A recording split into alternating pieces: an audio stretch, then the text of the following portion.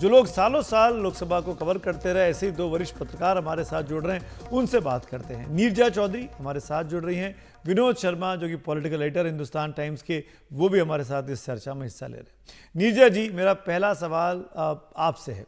विपक्ष ने शर्त रखी थी कि अगर डिप्टी स्पीकर का विपक्ष को पद मिल जाए तो सरकार की बात वो मान लेगी, स्पीकर पद के लिए चुनाव नहीं होगा, समर्थन कर देगी।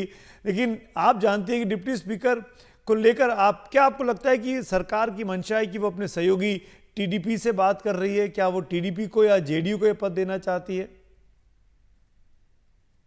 हो सकता है ये भी संकट हो। मुझे लगता है चंद्रबाबू नायडू ने काफी हार्ड बार्गेनिंग की है।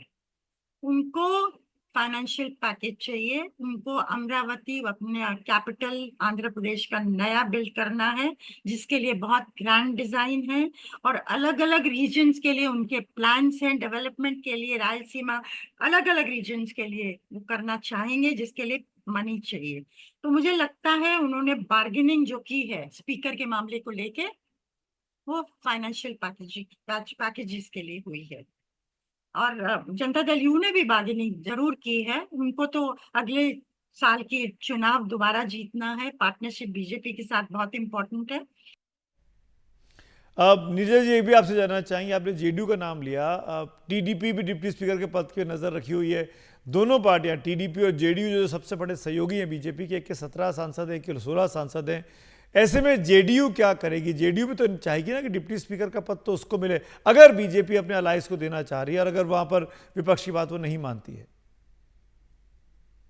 जेडीयू, मुझे लगता है उन्होंने तो पहले ही कह दिया था कि स्पीकर भाजपा को होना चाहिए।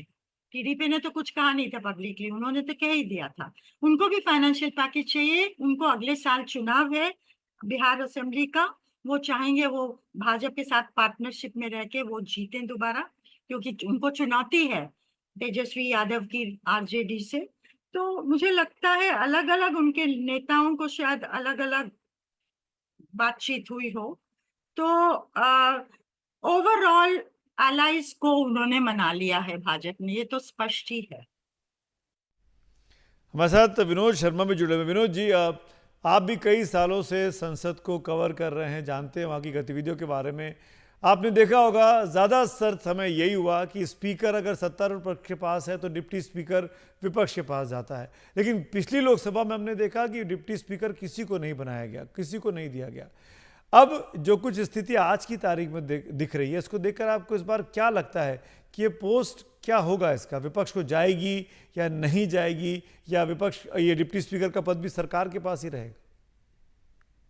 देखिए, ऐसा है कि जहां तक मेरी इत्तला है, जो रूलिंग पार्टी है भारतीय जनता पार्टी की तरफ से प्रपोजल गया कि बिरला साहब के पर एक मत बनाया जाए, जिसके जवाब में विपक्ष ने कहा कि ये सब ठीक है, लेकिन आपको डिप्टी स्पीकर का पद विपक्ष को देना चाहिए, जो कि ट्रेडिशन है, एक कन्वेंशन है हमारी पार्लियामेंट की।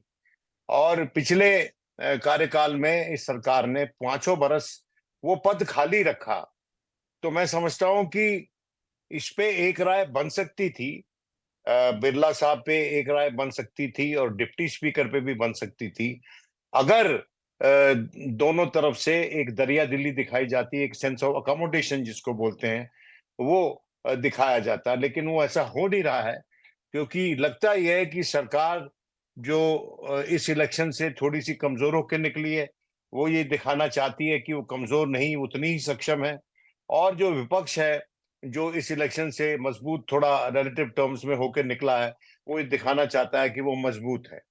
तो एक तरफ से दोनों पक्ष जो हैं अपने आप को मजबूत दिखाना चाहते हैं, और उस मजबूती के माहौल में, उस मजबूती के जुनून में, मैं समझता हूं जो एक प्रथा बनी हुई है हमारे सदन में कि स्पीकर यूनानिमसली इलेक्ट हो जाए और डिप्टी स्पीकर जो है विपक्ष को मिले, उस प्रथा को वीकन किया जा रहा है, उसको कमजोर किया जा रहा है।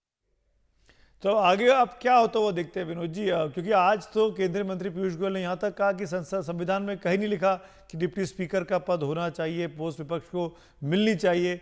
आपको क्या लगता है कि क्या सरकार अपने अलायंस को अकोमोडेट करना चाहती है इस पद पर भी, इसीलिए वो विपक्ष की बात नहीं सुन रही है? तो बोल देना सरकार की हम टीडीपी को देंगे। देखिए, जब यूपीए की सरकार थी तो डिप्टी स्पीकर का जो पद था वो अकाली दल के पास था, जो कि एक सहयोगी दल था बीजेपी का। तो सरकार बोल दे कि हम टीडीपी को दे, तो हो सकता है उसमें एक राय बन जाए, या टीडीपी से कहलवा दे कि हम अपना डिप्टी स्पीकर देना चाहते हैं। लेकिन प्रत्यक्ष रूप से बात होनी चाहिए ना, छुपा के तो बात नहीं होनी चाहिए। और रही बात कि पीयूष गोयल साहब का ये कहना कि ऐसा कोई रूल नहीं है, देखिए हमारी जो कॉन्स्टिट्यूशन है वो उसका एक लेटर है और उसका एक स्पिरिट है, और मैं समझता हूं उसके लेटर की भी अवमानना नहीं होनी चाहिए और उसकी स्पिरिट की भी अवमानना नहीं होनी चाहिए। और स्पिरिट उसकी ये बताती है कि डिप्टी स्पीकर का जो पद है वो ज्यादातर विपक्ष के पास रहा है, और विपक्ष के पास चला जाएगा तो क्या हो जाएगा। इस बार अगर विपक्ष के पास चला जाएगा तो मैं समझता हूं अनुपात में भारतीय जनता पार्टी तो सत्तारूढ़ दल है वो चमकेगा। भारत के लोग ऐसा अकोमोडेशन पसंद करते हैं, एक दूसरे के साथ ताउन करना, एक दूसरे के साथ मिलजुल के काम करना। ये सरकार इसका और जो मैंडेट है वो मैंडेट भी यही है इस इलेक्शन का, कि विपक्ष और प्रतिपक्ष मिलके काम करें। लेकिन ये मिलके काम करने को तैयार नहीं है। लेकिन इस पे जो जवाबदेही है, कर्तव्य जो है, वो सत्तारूढ़ दल का ज्यादा बनता है कि ऐसा कोई उपाय निकालें जिसके चलते ये सदन जो है सुचारू रूप से चले और ऐसा लगे कि दोनों तरफ को बराबर की नुमाइंदगी मिली हुई है। पर विनोद जी, अगर चुनाव हो, क्योंकि संसद तो बहुमत, अपने जो लोकतांत्रिक तरीका है उसमें तो बहुमत की वैल्यू होती है और बहुमत पाने के लिए वोटिंग होती है। अगर वोटिंग हो जाती है तो इसमें ऐतराज़ क्या है? और इस बार जिस तरीके का विपक्ष ने एक तरीके का रुख अपनाया है कि डिप्टी स्पीकर का प्रॉमिस पहले करो तो हम स्पीकर पर समर्थन देंगे, ऐसे में तो अब दोनों पदों पर चुनाव होगा और दोनों पदों पर चुनाव होने पर दोनों पद सरकार को मिल जाएंगे। संख्या है नहीं विपक्ष के पास। फायदा तो संसदीय प्रणाली को होगा। हमारी जो संसदीय प्रणाली है वो पूरी नहीं होती जब तक विपक्ष जो है वो प्रखर होकर नहीं नजर आता। डेमोक्रेसी इनकम्प्लीट है विपक्ष के बिना। तो ये बात समझ लेंगे जब ये हमारे आज के तात्कालीन नेता लोग, तो मामला सुलझ जाएगा। पुराने जमाने के लोग तो समझते थे और वो ऐसी छोटी बातों पे झगड़े ज्यादा नहीं करते थे। लेकिन आजकल छोटी छोटी बातों पे झगड़ा हो रहा है, जिसके चलते जो जो जनता है उसकी आस्था हमारी संसदीय प्रणाली में डोलती है। और ये नहीं होना चाहिए, किसी के हित में नहीं है, ना देश के हित में, ना किसी पॉलिटिकल पार्टी के हित में, क्योंकि एक हम मल्टी पार्टी डेमोक्रेसी हैं और हमको अगर एक मैच्योर डेमोक्रेसी की तरह बन के उभरना है तो हम कुछ ऐसा ना करें जिसके चलते विघन पड़े सदन के चलने में। अब देखिए अमेरिका में भी स्पीकर के पद के लिए इतना झगड़ा हुआ और बड़ा मुश्किल से इलेक्शन हुए। तो मैं समझता हूँ आजकल जो हवा बह रही है तमाम दुनिया में, उसमें एक दूसरे के साथ कोऑर्डिनेशन के बजाय कन्फ्रंटेशन की ज्यादा मैं समझता हूँ प्रथा चल रही है।